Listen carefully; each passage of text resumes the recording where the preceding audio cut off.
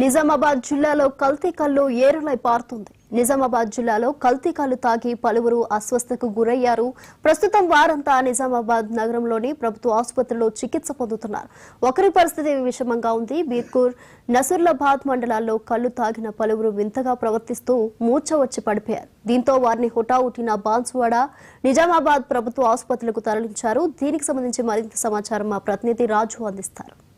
ఉమ్మడి నిజామాబాద్ జిల్లాలో కల్తీ కల్లు కలకలం రేపుతుంది. నిజామాబాద్ జిల్లాలో కల్తీ కల్లు తాగి బాధితులు ప్రస్తుతం నిజామాబాద్ ప్రభుత్వ ఆసుపత్రిలో చికిత్స పొందుతున్నారు. చూడొచ్చు, వీళ్ళంతా కూడా నిజామాబాద్ జిల్లాలోని ప్రభుత్వ ఆసుపత్రిలో చికిత్స పొందుతున్నారు. సుమారు 14 మంది బాధితులు అయితే ఇక్కడ ఉన్నారు. బాన్స్వాడ సంబంధించి ప్రాంతంలో కూడా ఈ కల్తీ కల్లు కారణంగా కొందరు ఆసుపత్రిలో పాలయ్యారు. ప్రస్తుతం బాన్స్వాడలో కొందరు బాధితులు కూడా అక్కడ ఆసుపత్రిలో చికిత్స పొందుతున్న పరిస్థితి ఉంది. ఉమ్మడి నిజామాబాద్ జిల్లాలో ప్రధానంగా కల్తీ కల్లు అనేది ఏరులై పారుతున్నప్పటికీ కనీసం ఎక్సైజ్ శాఖ చూడని పరిస్థితి. ప్రస్తుతం బాధితులంతా కూడా నిజామాబాద్ నగరంలోని ప్రభుత్వ ఆసుపత్రి. మనతో పాటు సూపరింటెండెంట్ గారు. సార్ చెప్పండి, అసలు ఎలా ఉంది ఇప్పుడు వీళ్ళ పరిస్థితి, ఎట్లాంటి ట్రీట్మెంట్ జరుగుతుంది? మనకి అక్కడ బాన్స్వాడ నుంచి కల్తీ కల్లు బాధితుల్లో ఒక 13 మంది మనకి ఇక్కడికి వచ్చి అడ్మిట్ అయ్యారు. 12 మంది ఆల్మోస్ట్ సిమ్టమ్స్ అంతా క్లియర్ అయ్యి స్టేబుల్గా ఉన్నారు. వీళ్ళుగా బీపీ పల్స్ మొత్తం అన్ని నార్మల్ టెంపరేచర్గా ఉంది. ఒక పేషెంట్ బాలమని ఆవిడ పేరు, దీని కింద ఆవిడ కొంచెం ఇంకా పూర్తిగా లక్షణాలు సబ్సైడ్ అవ్వలేదు. ఆవిడ ఇంకా కొంచెం ఇబ్బంది పడుతుంది. ఆ ఒక్క పేషెంట్ కొంచెం చూసుకోవాలి. మేము అది ఇంటెన్సివ్ కేర్ షిఫ్ట్ చేసి కొంచెం కేర్ తీసుకుంటాం.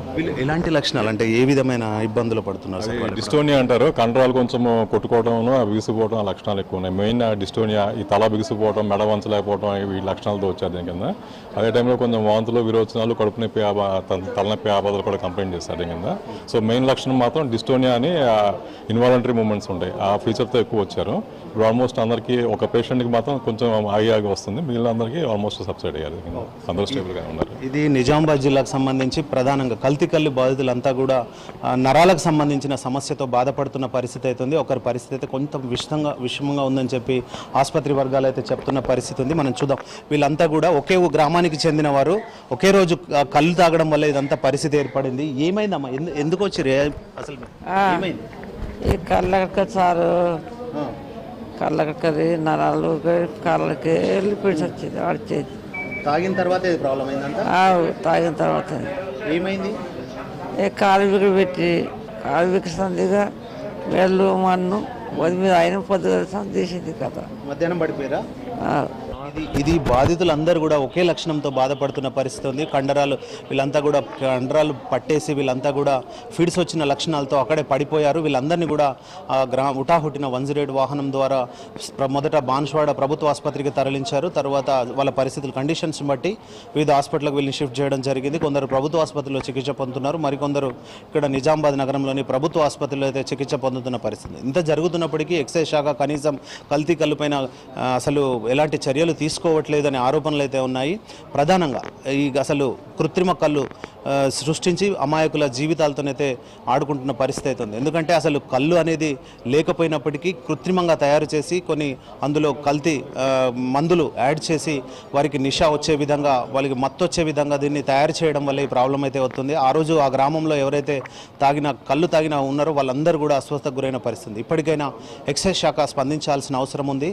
వీరిపైన కఠిన చర్యలు, ఎవరైతే కల్తీ కళ్ళు తయారు చేస్తున్నారో వారిపైన కఠిన చర్యలు తీసుకోవాల్సిన అవసరం ఎంతైనా ఉంది. ఇది నిజామాబాద్ జిల్లాలో కల్తీ కళ్ళకు సంబంధించి తాజా సమాచారం. కెమెరా పర్సన్ గణేష్తో రాజు, మహాన్యూస్, నిజామాబాద్ నుండి.